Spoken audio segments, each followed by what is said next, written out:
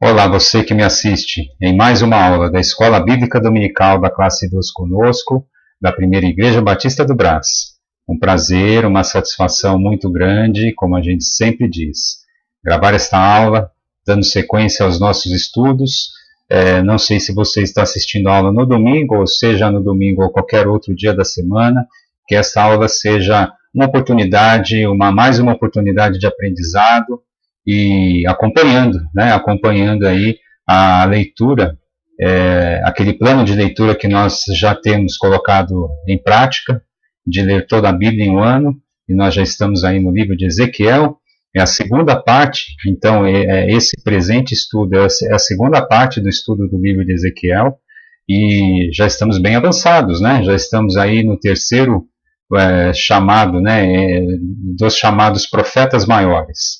E eu quero convidar você que, eventualmente, se você ainda não fez uma oração, que você dê uma pausa nesse vídeo e ore, pedindo a Deus que Ele o capacite e capacite também a todos os professores, onde quer que eles estejam, que estas aulas gravadas sejam uma oportunidade realmente de edificação para todos nós e para toda a igreja. Ore então, se você ainda não fez essa oração, que você dê uma pausa e ore pedindo tudo isso ao Senhor. Muito bem, vamos lá. Fazendo então a sequência aqui daquilo que a gente estava acabando de comentar, né, a sequência do estudo do livro de Ezequiel, a gente, na aula anterior, nós já falamos um pouco da introdução a esse livro de um grande profeta, o profeta Ezequiel, que além de profeta era sacerdote, né? Deus disciplina, mas restaura o seu povo, e isso aqui é um título que a gente está propondo aí para essa lição. Muito bem. Ezequiel, sacerdote e profeta, como a gente disse na aula anterior, e eu quero remeter à aula anterior nessa parte introdutória, para que a gente vá um pouco mais rápido, para que a gente aí não estenda muito a aula, né? Eu gostaria que você, eventualmente, se você não viu ainda a aula anterior, que você, então, quero me remeter à aula anterior nessa parte introdutória, para que a gente vá um pouco mais rápido nessa presente aula, ok? Ezequiel, então, é sacerdote e profeta, ele foi deportado para a Babilônia antes da queda de Jerusalém, como a gente viu, provavelmente ali na segunda leva de cativos, né, lá em 597 a.C. Ele é o porta-voz do Senhor entre os exilados, como a gente viu lá no capítulo 1, versículo 1. E o ministério de Ezequiel se estendeu então de 593 a.C. até pelo menos 571 a.C. Lembrando da importância, né, do ministério de Ezequiel, como a gente falou também na introdução aqui, nos propósitos, né, desse livro, o anúncio do castigo que viria, e isso, os profetas, as profecias do Senhor, elas são sempre nesse sentido. Olha, vocês estão em pecado, vai vir um castigo, vai vir uma disciplina se vocês não mudarem o coração de vocês.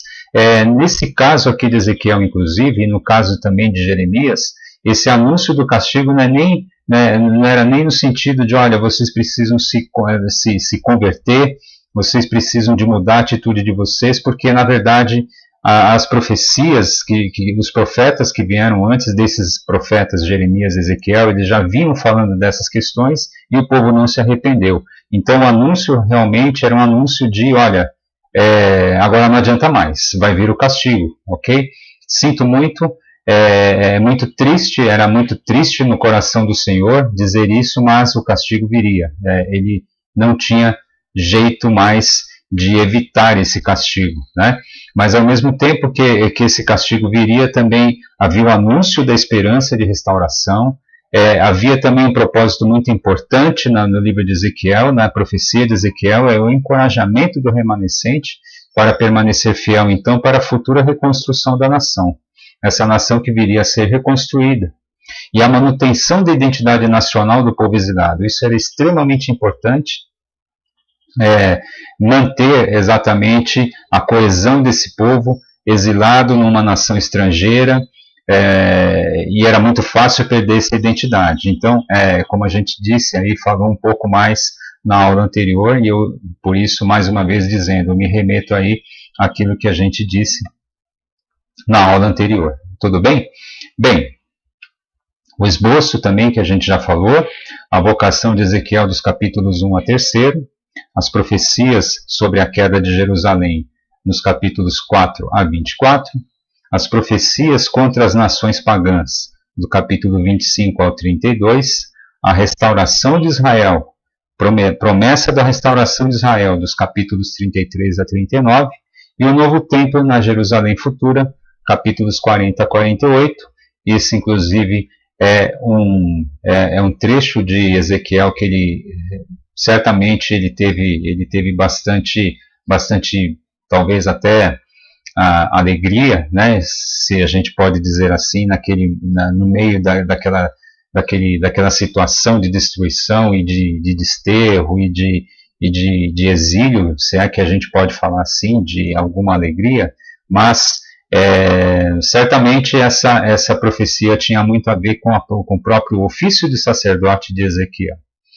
Bem, eu quero dar alguns destaques nesta presente aula, e o primeiro destaque que eu quero fazer é exatamente no capítulo 28 de Ezequiel, versículos 11 a 19. Até um pouquinho antes de falar, de fazer a leitura, eu quero lembrar daquela aula de Isaías que a gente falou no capítulo 14 de Isaías, da possibilidade daquele capítulo 14, daquele trecho do capítulo 14, ser uma alegoria da queda de Satanás.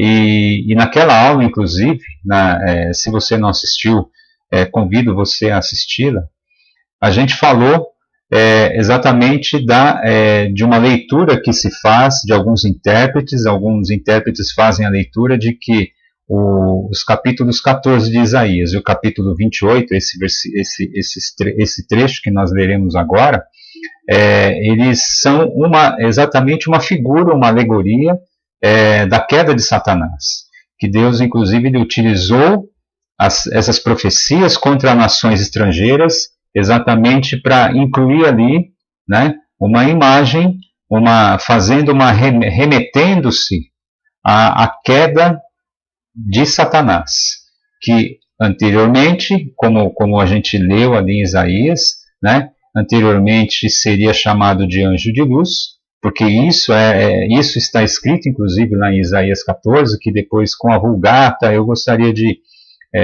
lembrar você, de remeter você, então, à aula de Isaías, né?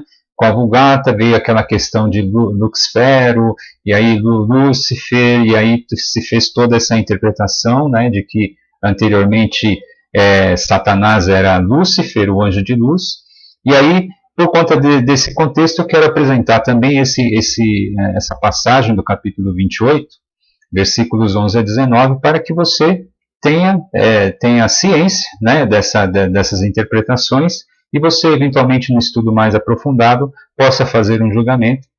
Afinal de contas, julgamento que eu quero dizer, existe uma controvérsia, né, existem intérpretes que negam essa interpretação, que negam essa possibilidade de isso ser uma alegoria, a queda de Satanás, mas muitos acodem realmente essa interpretação de que Isaías 14 e Ezequiel 28 falam efetivamente da queda de Satanás. Vamos lá para a leitura, então, após essa introdução.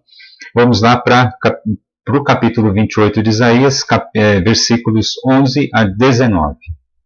Veio a minha palavra do Senhor, dizendo: Filho do homem, levanta uma lamentação contra o rei de Tiro, e diz-lhe: Assim diz o Senhor Deus: Tu és o sinete da perfeição, cheio de sabedoria e formosura. Estavas no Éden, jardim de Deus. De todas as pedras preciosas te cobrias, o sárdio, o topázio, o diamante, o berilo, o ônix, o jaspe, a safira, o carbúnculo e a esmeralda. De ouro se te fizeram os engastes e os ornamentos. No dia em que foste criado, foram eles preparados. Tu eras querubim da guarda, ungido, e te estabeleci.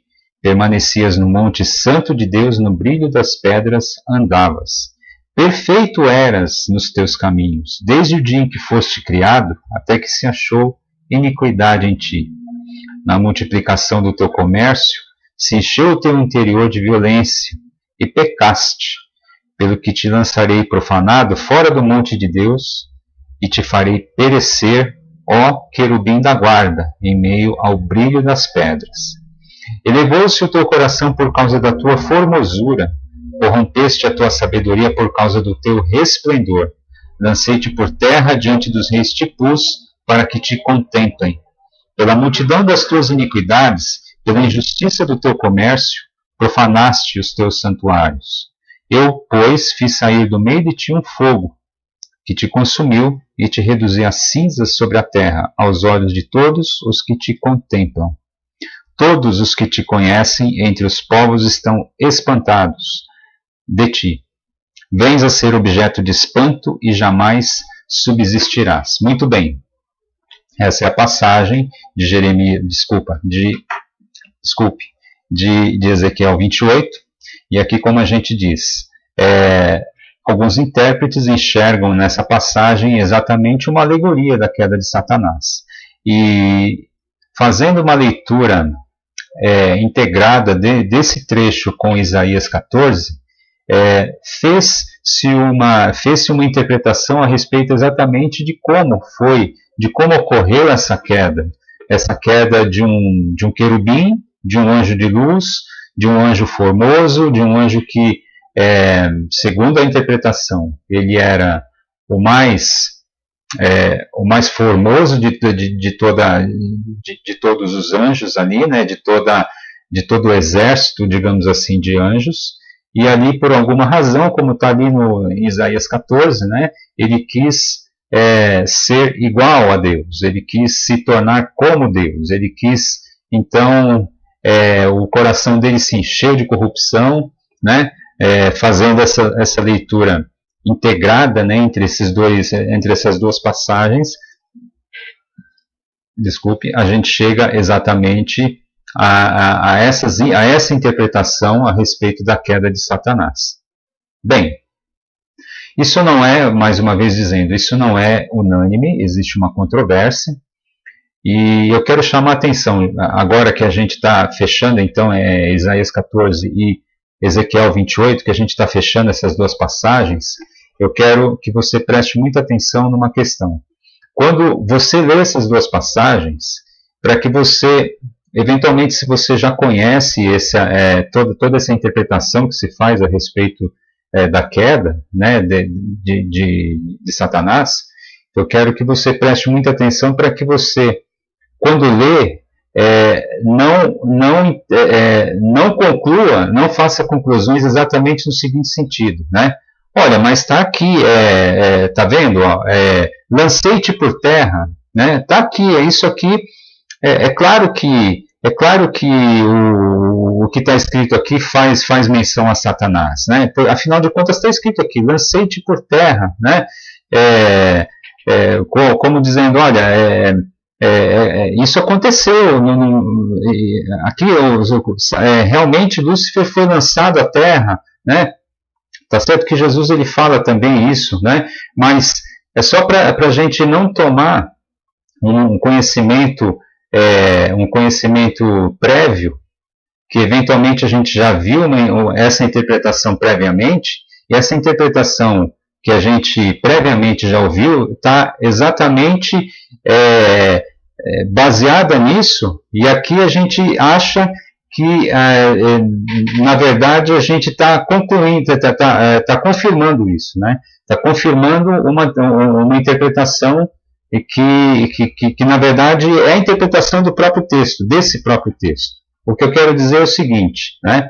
É que muitas vezes a interpretação que você já ouviu a respeito da queda de Satanás, ela está realmente aqui, e não é que você lendo você vai confirmar. Na verdade, é a partir daqui que a interpretação veio. É só para você não ter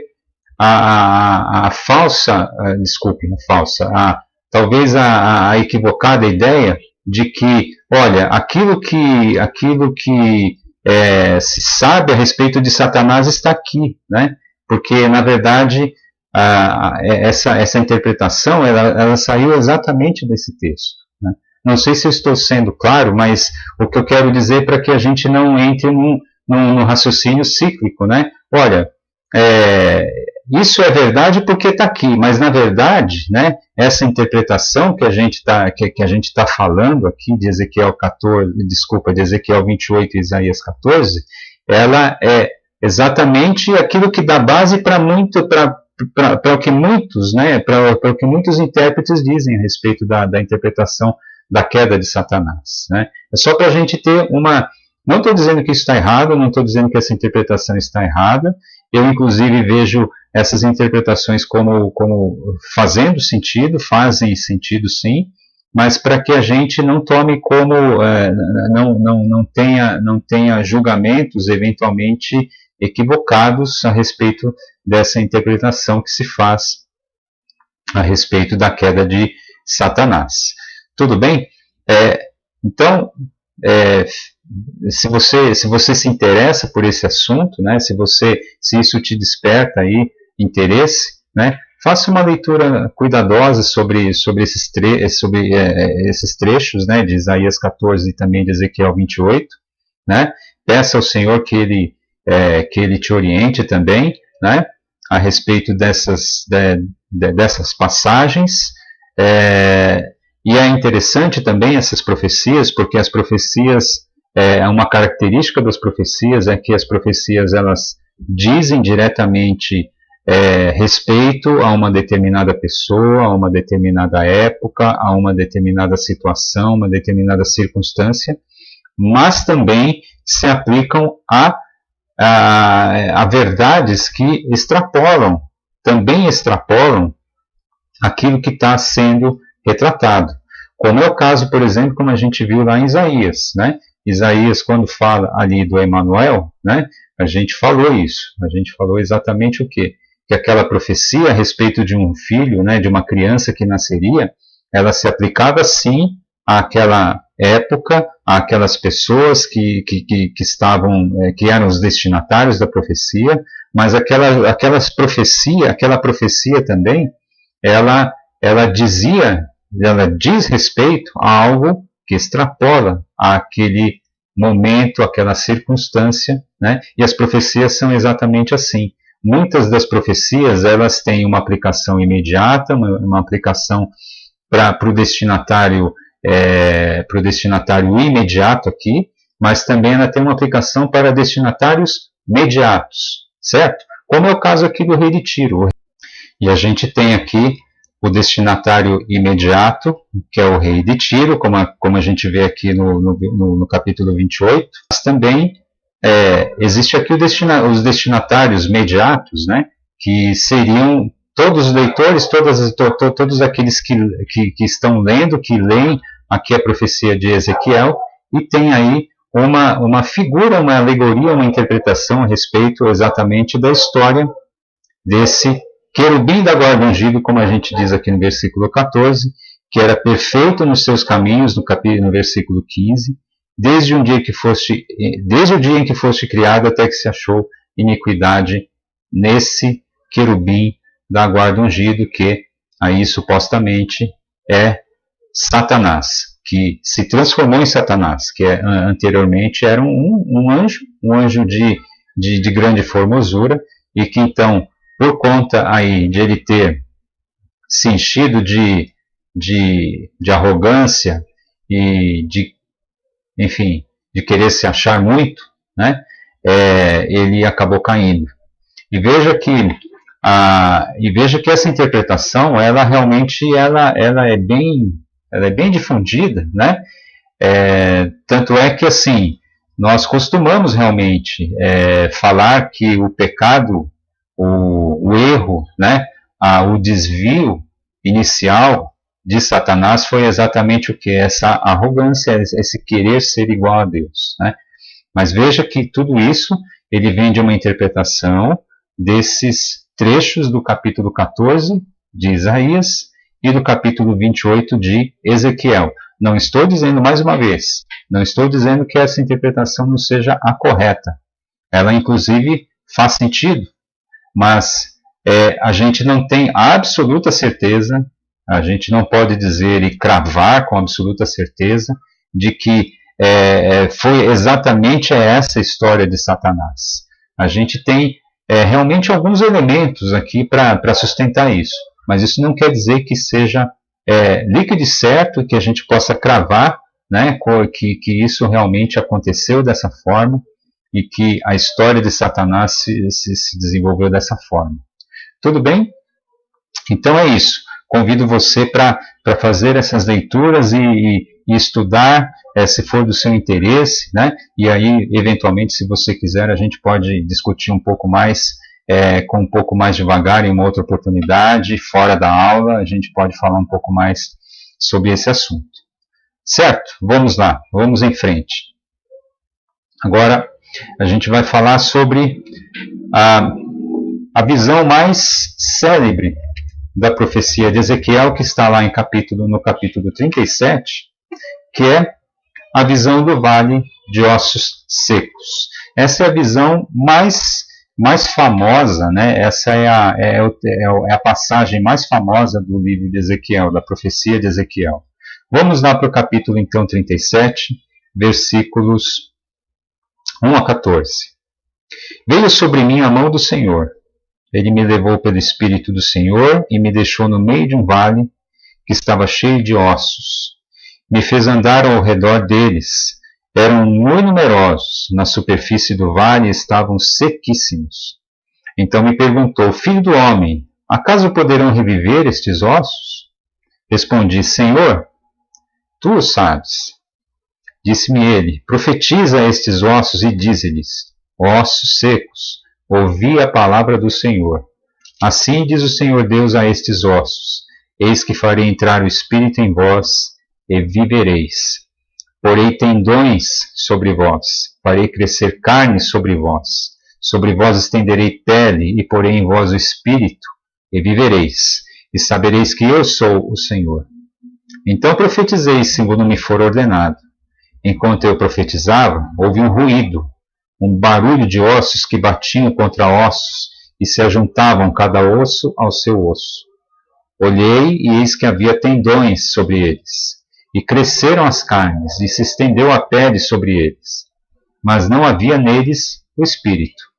Então ele me disse: Profetiza ao Espírito, profetiza, ó Filho do homem, e dize-lhe: Assim diz o Senhor Deus: Vem dos quatro ventos, ó Espírito, e assopra sobre estes mortos para que vivam.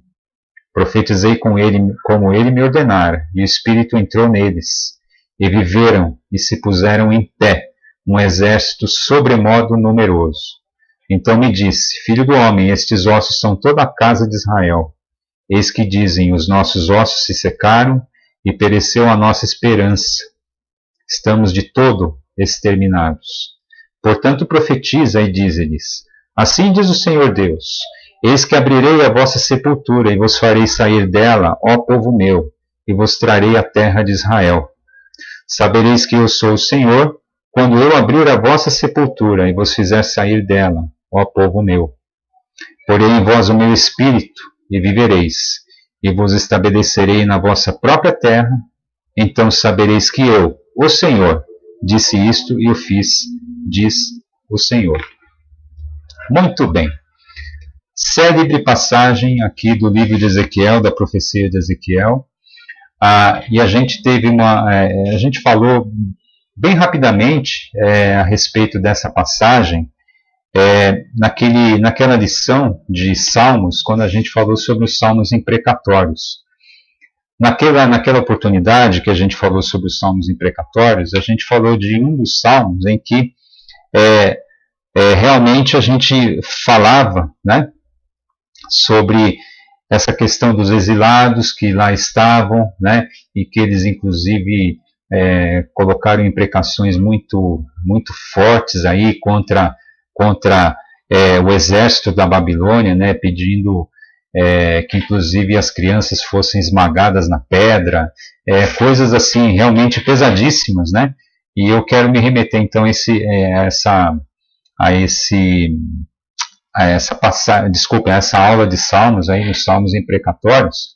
Mas, enfim, só para dar um exemplo, aliás, só para dar um pequeno retrato aqui do que aconteceu e de como era, de como estava a vida daqueles destinatários primeiros ali da profecia de Ezequiel. O que os intérpretes dizem, inclusive, é que esse Vale dos Ossos Secos era algo que talvez ele não fosse, na verdade não é que talvez, isso é uma visão de uma série de ossos ali, de ossos espalhados ali numa determinada localidade, fosse um cenário que infelizmente era algo muito familiar a todos os exilados, a todos os judeus exilados, a todos aqueles, os destinatários primeiros aí da profecia de Ezequiel. Por quê?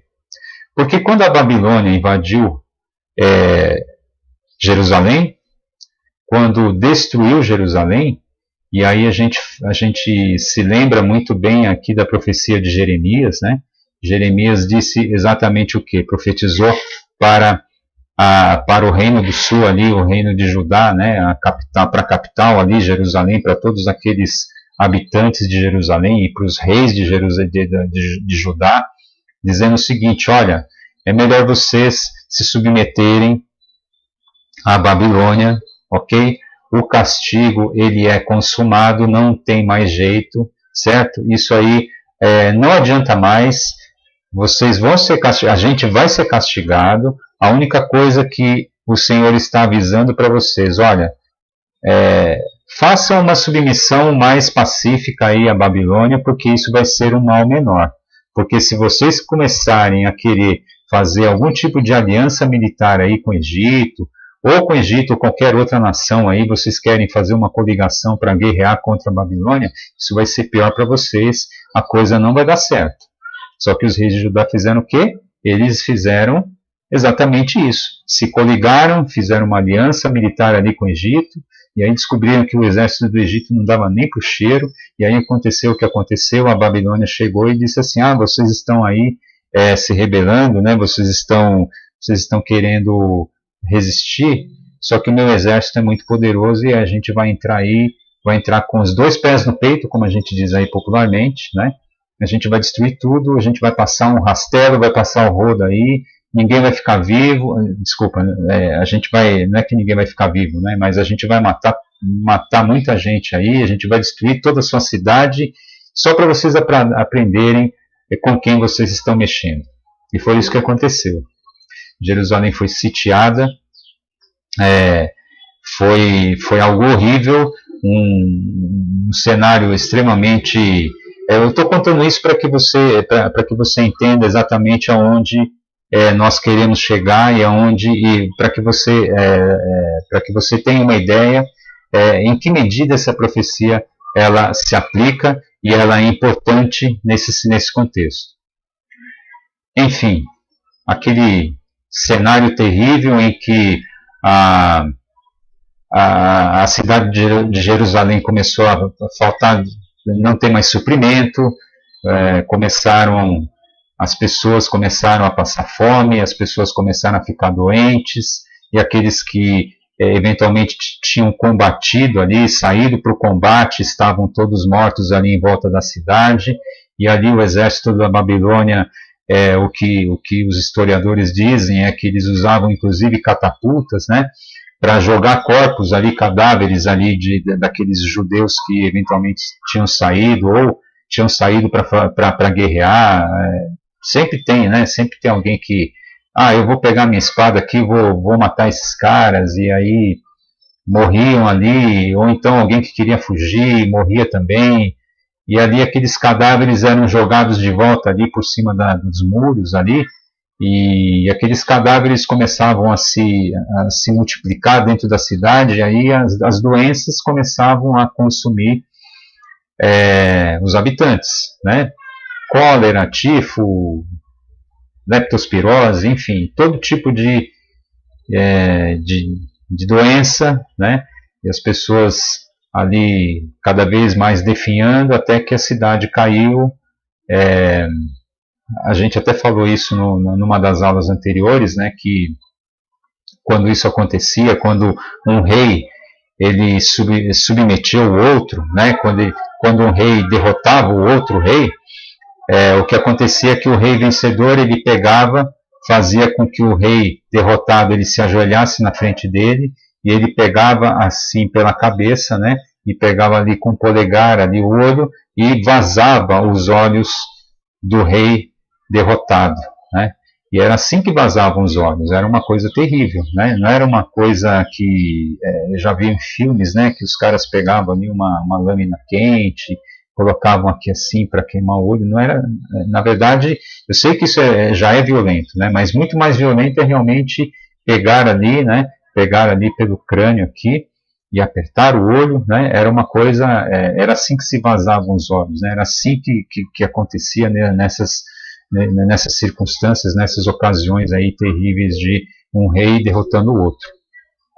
Enfim, e aí eles pegavam, né, o exército da Babilônia fez o quê? Eles pegavam ali aqueles que eles queriam levar cativos, colocavam ali correntes e iam marchando ali para sair ali da cidade de Jerusalém, fora toda a violência que isso já envolvia, né? Eles matavam as crianças, estupravam as mulheres, isso na frente das suas famílias. Enfim, é um cenário de terror, cenário de total desolação, né?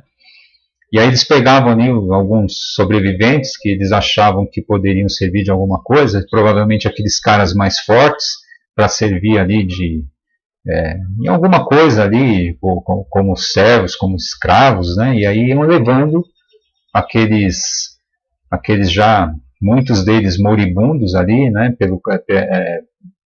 Assim, totalmente fracos, fraquejados e debilitados ali por toda aquela situação. E eles iam pelo caminho ali para ir para a Babilônia, né? E aí pelo caminho, obviamente, muitos morriam. E ali os corpos iam ficando ali pelo caminho, e é exatamente nesse sentido que os intérpretes dizem que esse Vale dos Ossos Secos era algo extremamente familiar para os judeus. Os judeus eles viveram isso e viram isso. Eles viram aquele espaço de terra ocupado por milhares de cadáveres, milhões talvez, não sei, milhões talvez seja muita coisa, mas muita gente, enfim, muitos cadáveres espalhados ali pelo terreno. E é uma coisa que infelizmente a gente viu também, é um cenário semelhante que a gente viu na Segunda Guerra ali, com cadáveres ali de judeus também amontoados. E por isso que eu estou dizendo aqui, isso aí era um cenário que era familiar ao judeu. E para o exilado, qual que era o sentimento do exilado? O sentimento daquele que havia ido para o exílio, que havia visto toda a destruição da sua terra natal, era um sentimento de que o sonho acabou, né? Acabou tudo. A gente tinha um rei, a gente tinha uma nação, a gente tinha um templo, a gente tinha tudo, na verdade, e esse sonho está acabado. Veio aqui o exército da Babilônia, colocou tudo para baixo, né? A menina dos olhos de Deus, a nação de Israel, não estou dizendo o reino do norte e reino do sul, estou dizendo a nação de Israel, né? Eu estou envolvendo Israel e Judá, mas todos os descendentes de Israel ali, de Jacó, de Isaac e de Abraão, o sonho tinha acabado para eles. Parecia que exatamente isso, que o sonho tinha acabado, que estava tudo no chão, a gente só está um monte de cadáver, um monte de lixo, a gente está um monte aí de ossos secos, né? A gente é um monte de ossos secos mesmo, porque o nosso sonho acabou, né? E imagina também que realmente são ossos secos, né, exatamente pelo deserto, né, imagina aquela região extremamente árida, aqueles cadáveres ali, depois da putrefação ali, de ficar só o osso ficava ressecado. Enfim, era assim a esperança de Israel, estava ressecada, né, não havia mais esperança, o sonho havia acabado. Mas Deus vai prometer então vai prometer essa restauração, né? Vai falar para Ezequiel assim: Ezequiel, olha aqui esse vale de ossos secos, esse cenário de destruição que você conhece muito bem, né? Talvez você não conheça esse vale, mas você sabe do que eu estou falando porque você já viu isso, porque você sabe esse cenário aqui é familiar para você, é familiar para todos aqueles para quem você vai profetizar, para quem você vai entregar essa profecia. Esses ossos secos aqui é a tua nação. Ela está ressecada, ela está seca, ela está sem esperança, sem vida, né? E ela está totalmente ressecada, totalmente dizendo: o sonho acabou. Mas aí Deus diz: olha, o sonho não acabou. Na verdade, pelo meu amor por Israel, pelo meu amor ao meu povo, eu não vou deixar que isso aconteça, porque eu quero exatamente que esse povo se arrependa. E isso é uma parte dolorosa de toda essa história. Israel teve que passar por toda essa situação de ressecamento, de tragédia, todo esse cenário de total desolação, para que eles retornassem, à vida, né? Infelizmente isso teve que acontecer dessa forma, mas Deus não deixou o povo, então a sua nação, a menina nos olhos de Deus, ela não ficou abandonada. E é exatamente nesse sentido que veio a palavra e a profecia de Ezequiel. Ezequiel então vai dizer que esses ossos secos que estavam todos ali espalhados, eles vão começar a se bater um no outro, né? Ele até fala a respeito desse barulho que faz, né, dos ossos se juntando em tendões, e ali em cima dos ossos e dos tendões formou carne, e aí finalmente aqueles corpos sem vida, eles ganharam vida. Deus soprou o Espírito neles, e aí Israel se tornou vivo novamente. Tudo por quê? Porque Deus tem e tinha e tem o propósito de trazer o homem de volta. A gente nunca pode tirar isso do contexto, que o amor de Deus por Israel e todo esse plano, né, de Israel, de Deus, de restaurar Israel, ele tem como pano de fundo exatamente o quê? Que Israel fosse o berço do Salvador do mundo, do Cordeiro dele, que tira o pecado do mundo, que traz finalmente o homem de volta para Deus. E é esse o principal propósito dele, do Senhor, de trazer novamente Israel à vida, né? Fazer assim uma depuração daquele povo, né? Fazer com que aquele povo ele mudasse a sua atitude, né? Com relação à promessa e aos planos do Senhor para o povo de Israel, para Israel, o povo dele, a menina dos olhos dele. Então, o sonho parecia que tinha acabado, mas não tinha acabado, porque Deus ele tinha esse propósito, Deus ele tinha essa promessa, ele prometeu fazer e ele fez. E aqui a gente tem a promessa então da restauração. Aquele povo que estava sem esperança por conta do próprio pecado, eles estavam com os ossos ressequidos, que parecia que a vida tinha acabado, que não tinha mais nada a se fazer. Olha, tudo acabou. Agora não resta mais nada a não ser morrer. Vamos morrer, vamos embora, tudo acabou, a festa acabou, o sonho está acabado. Mas Deus tinha e Deus sempre tem uma esperança para nós. Para nós também é isso. Às vezes, tantas coisas acontecem na nossa vida, tantas coisas que, às vezes pelo nosso próprio pecado, às vezes não exatamente pelo nosso próprio pecado, mas Muitas vezes as circunstâncias fazem com que a gente pense, olha, o sonho acabou, a minha vida acabou, a minha vida chegou no fim, eu não tenho mais para onde ir. Os meus ossos aqui estão ressecados, ressequidos, a minha esperança se foi, a gente só falta morrer. Só me resta ir para a sepultura e para o caixão, né? Dizendo de uma forma popular. Mas Deus sempre tem aqui esse anúncio, essa profecia de Ezequiel, ela nos mostra que Deus sempre tem uma esperança e uma promessa de restauração para nós. Pode ser pelo seu pecado, mas pode não ser também. Mas se você está se sentindo dessa forma, que o sonho acabou, que o meu osso está ressequido, que a minha vida, assim, parece que não tem mais sentido nenhum e que só me resta realmente morrer e ir para o vale de ossos secos, virar simplesmente osso para simplesmente virar pó, se a sua circunstância de vida está desse jeito, Deus está dizendo aqui por meio de Ezequiel que isso não é verdade, que não é somente o que está te esperando, não é realmente somente a morte, que Deus ele pode fazer com que esses ossos eles tomem, esses ossos que parecem estar mortos, eles ganhem vida, eles se juntem novamente, que se formem tendões e carne, e ele sopre o Espírito novamente e te dê novo sentido de vida. Essa é uma promessa valiosa para nós.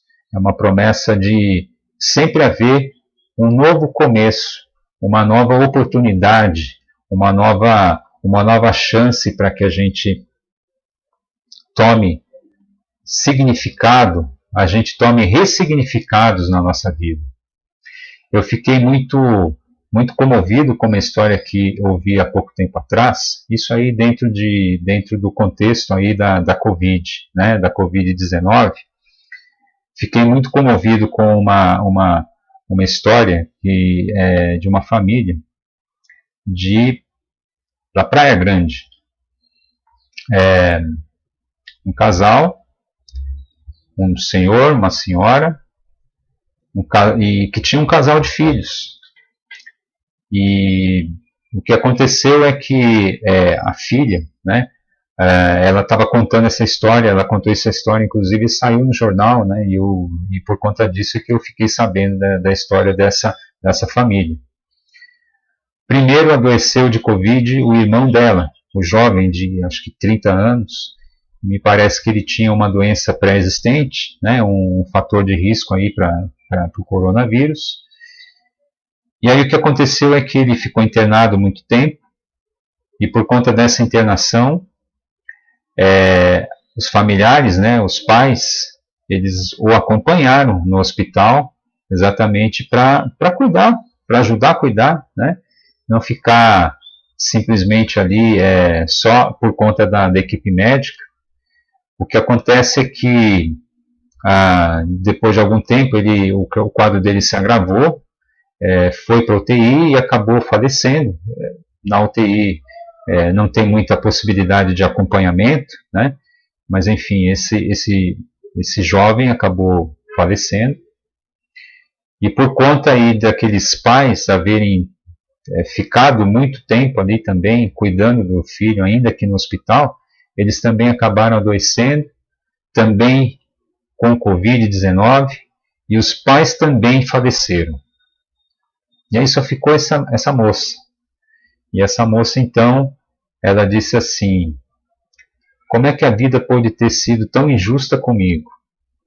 Como é que uma tragédia dessa pode ter acontecido comigo? Isso não é justo, né? Como é que uma doença ela pode de um mês para o outro, digamos assim, de um dia para o outro, né? A minha família foi ceifada. Éramos 4 tão felizes. Era inclusive, e isso eu desconfio que era uma família cristã, porque tinha uma das fotos ali do pai, o pai com uma camiseta ali que trazia realmente motivos, algumas coisas que realmente sugerem que eles eram cristãos. Mas, enfim, de um dia para o outro, essa família foi dizimada. Como a nação de Israel também, né? E é claro, eu não estou dizendo que essa família tinha pecado, de jeito nenhum, como era o caso de Israel, que estava sendo disciplinada por conta do seu pecado, mas é por isso que eu falei, muitas vezes, a circunstância da sua vida, ela não advém de um pecado que você, de uma consequência de um pecado que você tenha cometido, mas as circunstâncias da vida muitas vezes nos trazem esse tipo de situação, como aconteceu com essa moça.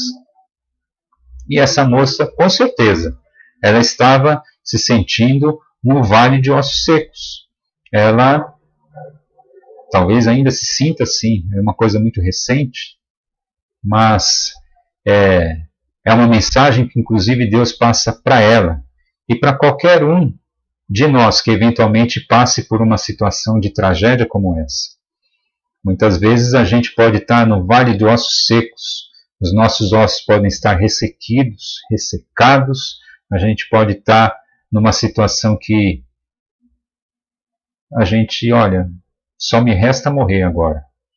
Só me resta morrer, porque o sonho acabou. O sonho do povo de Israel parecia que tinha acabado, né? O templo de Jerusalém estava no chão. Jerusalém estava derrotada, estava totalmente em cinzas. Era um monte de lixo, um monte de monturo, desculpa a redundância, era um monturo, né? Um monte de lixo. Enfim. Mas Deus tem uma promessa.